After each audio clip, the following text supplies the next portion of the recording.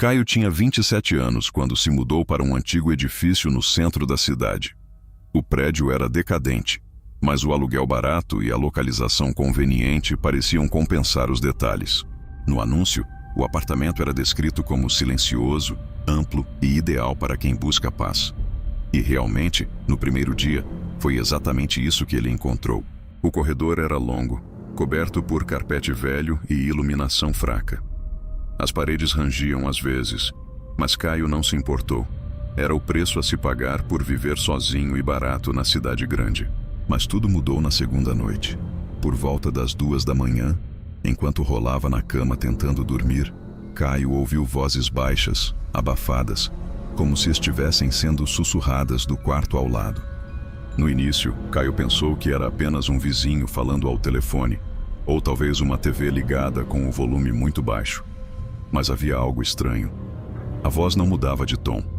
Era como se repetisse as mesmas frases, sussurrando em intervalos irregulares. Ele colou o ouvido na parede. Tentou identificar alguma palavra, uma entonação, qualquer coisa, mas o que ouviu foi pior. Parecia um sussurro, invertido, como uma gravação tocada ao contrário. Aquela noite passou devagar.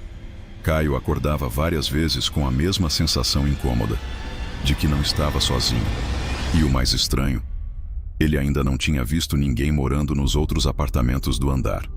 No dia seguinte pela manhã, Caio tentou puxar assunto com o porteiro, um senhor de meia idade, calado, que raramente olhava nos olhos. Quando ele perguntou sobre o apartamento ao lado do dele, o senhor lhe respondeu quase sem pensar: "Não tem ninguém lá não, fechado há anos." "Tem certeza?" Caio insistiu. "Posso jurar que na noite passada eu escutei vozes vindo de lá. Parecia alguém falando."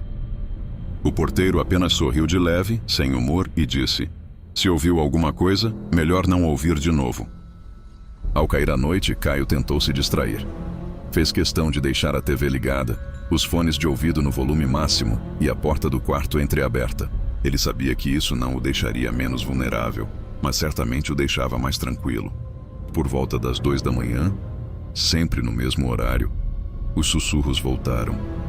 Mesmo com os fones, ele sentiu uma vibração estranha na parede. Era como se o som atravessasse o concreto.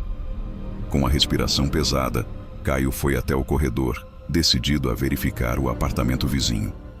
Mas ao sair, notou algo que não tinha percebido antes. A porta ao lado não tinha número. Nenhuma placa, nenhum trinco, nenhuma campainha. Apenas uma folha de metal escura, com marcas de solda ao redor. Ele passou a mão pela superfície fria, como se buscasse alguma fresta. Mas não havia nada. O batente era liso. Tentou encostar o ouvido, mas não ouviu mais nada. Silêncio absoluto. Silêncio forçado, como se algo lá dentro tivesse parado de respirar. De volta ao seu apartamento, Caio teve dificuldades para dormir. Quando finalmente conseguiu pegar no sono, sonhou com alguém do outro lado da parede, tentando empurrá-la, querendo desesperadamente sair. Aquilo o deixou perturbado, mas ele teve que superar. Nos dias seguintes, Caio tentou seguir sua rotina normalmente. Acordava cedo, saía para o trabalho e voltava à noite. Porém, ele começou a perceber que seu cansaço só aumentava. Era como se ele estivesse dormindo mal, mesmo quando acreditava ter dormido a noite inteira. Começou a perceber detalhes que antes ignorava. Objetos fora do lugar. O controle remoto da TV aparecia virado de cabeça para baixo. A torneira da pia, sempre bem fechada, amanhecia pingando. Pequenas coisas. Coisas que pareciam bobas, mas não eram. Numa dessas noites, ele decidiu colocar o celular para gravar áudio enquanto dormia. Quando acordou, viu que a gravação havia parado por conta própria às 2h17 da manhã. Exatamente no horário em que os sussurros começavam. Mesmo assim, conseguiu ouvir alguns segundos antes da interrupção. O que ele ouviu mexeu com a sua mente. Era uma mistura de respiração arrastada, passos lentos e algo que soava como unhas batendo na parede. No dia seguinte, perdeu a paciência e foi direto à administração do prédio. "Quero saber quem mora no 208. Eu ouço coisas vindo dali toda noite." A atendente respondeu sem tirar os olhos do computador. "Não existe apartamento 208. O 206 é o último do corredor. Caio ficou parado por alguns segundos. O número na porta, ele tinha certeza que nunca viu um, mas sempre pensou que aquele era o 208, por estar ao lado do 207 onde ele morava. Mesmo confuso com o que tinha ouvido, resolveu retornar ao seu apartamento. E para sua surpresa, o apartamento ao lado não estava mais lá. Caio ficou paralisado no corredor. O local onde ele jurava haver uma porta até a noite anterior, agora era apenas uma parede lisa, coberta pela mesma tinta bege envelhecida do restante do andar. Nenhuma marca, nenhuma diferença de textura, como se a entrada tivesse sido apagada. Sem entender o que estava acontecendo, ele voltou correndo para o apartamento. Trancou a porta, puxou todas as trancas e tentou racionalizar. Talvez estivesse confundindo os lados. Talvez fosse só o estresse ou algum problema de memória. Mas quando olhou para a parede do quarto, onde costumava ouvir os sussurros, notou algo que não estava ali antes. Havia uma pequena rachadura, fina como um fio de cabelo, mas contínua. Ela pulsava levemente, como se tivesse vida e respirasse. Sem pensar, Caio foi até a cozinha, pegou uma faca e voltou.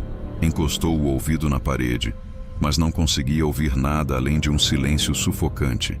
Ele apoiou a faca contra a rachadura, pressionando devagar.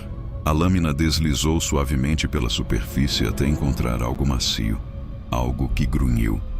Caio pulou para trás, deixando a faca cair. Um segundo depois, algo bateu com força do outro lado.